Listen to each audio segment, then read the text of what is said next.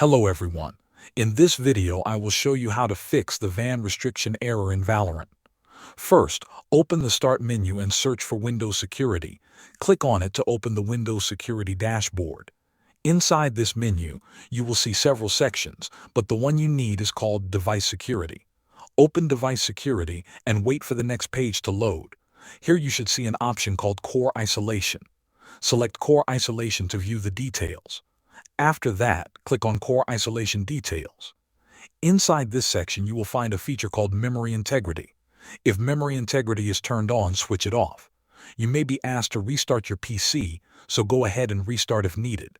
If the issue still happens after turning off memory integrity, the next step is to reinstall Riot Vanguard.